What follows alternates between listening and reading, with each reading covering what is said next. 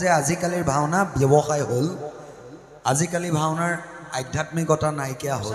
মোৰ পৰা 30,000 টকাটো নল'ব আৰু মই ভাওনাত মাইক চলাওঁ।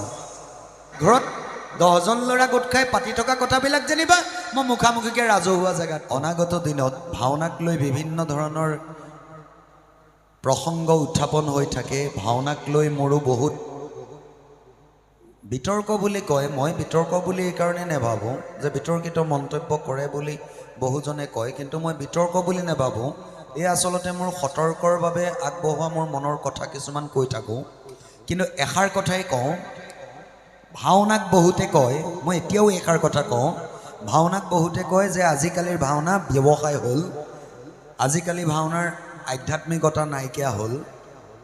কিন্তু অপ্ৰিয় হ'লেও সত্য কথা, আজিকালি ভাওনাইহে আমাক কিন্তু গছা চাকি, মধুনা চাকি, বাদুলি চাকি, চৌতৰা, অগ্নিগড়, কাক বোলে শিকাইছে। হয়নে নহয়? হয়নে নহয়? গতিকে আজিকালি ভাওনা ব্যৱসায় হ'ল বুলি কয়। মই ভাবিছোঁ যদি ব্যৱসায় হৈছে তেনেহ'লে এই ব্যৱসায়টো বহুত কম হৈ আছে। মই ভাবোঁ ভাওনা প্ৰকৃততে এনেকুৱা এটা ডাঙৰ ব্যৱসায় হ'ব লাগে য'ত অসমৰ হেজাৰ হেজাৰ যুৱকে নিজৰ বৃত্তিমুখী একোটা একোটা ইণ্ডাষ্ট্ৰি খুলিব পৰা হ'ব লাগে। ইণ্ডাষ্ট্ৰি বুলি বা প্ৰতিষ্ঠান বুলি মই এইকাৰণেই কৈছোঁ, এওঁলোকৰ নিচিনা ল'ৰাবিলাক সদায় ৰাতি ৰাতি চাউণ্ড চলায়, কোনোবাই জেনেৰেটৰ দিয়ে, মানে কোনোবাই ৰূপসজ্জাত ব্ৰতি থাকে।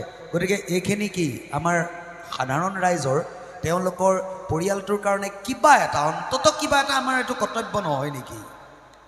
নে কাইলৈ চিন্তু তোমাৰ কালিলৈ ঘৰত ডাঙৰ কিবা এটা অসুখ হ'ল, অসুবিধা হ'ল, ডক্টৰৰ ওচৰলৈ গুচি গ'লা, গুৱাহাটী মেডিকেল কলেজলৈ গ'লা, মেডিকেল কলেজত ক'লে গুৱাহাটীত যে অপাৰেশ্যন কৰিব লাগিব।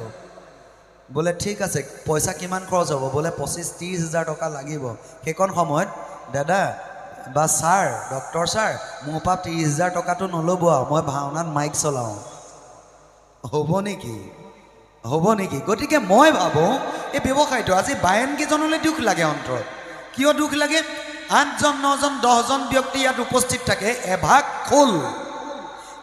খোলৰ চাউনিৰ দাম কিমান হ'ল? এভাগ খোলৰ চামৰাৰ দাম বৰ্তমান কিমান হ'ল? তাৰ পাছত ল'ৰাজনে 15 কিলোমিটাৰ দূৰ মটৰচাইকেল চলাই আহি 15-20 দিন ৰিহাৰ্চল কৰে, আখৰা কৰে। তাৰ পাছত তাৰ বিনিময়ত আমি তেওঁক প্ৰাপ্য বুলি 10 টকা এটা গুজি দিয়াটো আমাৰ মানুহ হিচাপে আমাৰ নৈতিক কৰ্তব্য নহয় নেকি? গতিকে মই আশা কৰোঁ যিসকল ব্যক্তিয়ে কয় ভাওনা ব্যৱসায় হ'ল, গতিকে তেনেসকল ব্যক্তিক মই অনুৰোধ কৰিম, এই ব্যৱসায়টো ভাওনা কৰা ল'ৰাবিলাকে যে কিবা এটা আৰ্থিক কিবা এটা পাইছে, এইটো বাৰু কাইলৈৰ পৰা বন্ধ হৈ দিব, বন্ধ হৈ যাব বুলি ভাবি ল'লোঁ যে বন্ধ হৈ যাব।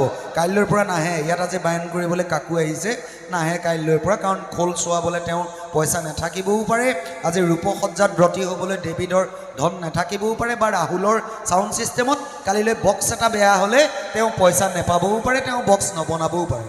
গতিকে যিসকল ব্যক্তিয়ে কৈ আছে যে ভাওনা ব্যৱসায় হ'ল, আপোনালোকক সপৰিয়ালে এই ব্যৱসায়টো আৰম্ভ কৰিবলৈ অনুৰোধ জনাইছোঁ। হয়নে নহয়? গতিকে অপৰাধ নধৰিব।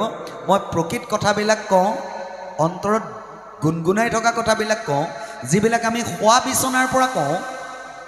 শোৱা বিচনাৰ পৰা কোৱা কথাবিলাক যেনিবা ভিতৰি পাকঘৰত 10জন ল'ৰা গোট খাই পাতি থকা কথাবিলাক যেনিবা মই মুখামুখিকৈ ৰাজহুৱা জেগাত কওঁ। পাৰ্থক্য সেইটোৱে, হয়নে নহয়? গতিকে মই আশা কৰিম এনেধৰণৰ মনোবৃত্তি লোৱাতকৈ আহকচোন আমি অসমীয়া ৰাইজ মিলি, আমি অসমীয়া জনগণ মিলি ভাওনা সকলোতকৈ পৃথিৱীৰ ভিতৰত এটা ডাঙৰ ইণ্ডাষ্ট্ৰীত ভাওনাক পৰিণত কৰোৱা হওক।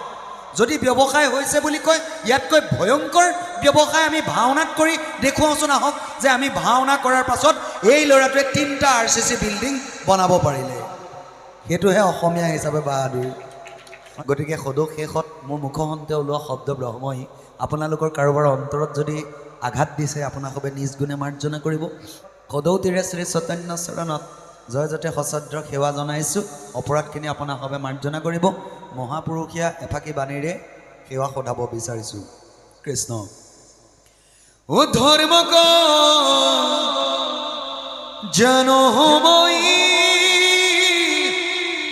তথাপি প্ৰবৃত্তি নাই, অধৰ্মটো নিবৃত্তি নহয় হৃদিষ্ঠিত হুয়া তুমি যেন কৰাইবা স্বামী ঋষিকেশ কৰিওতে নৈৰ ৰাম ঋষিকেশ কৰি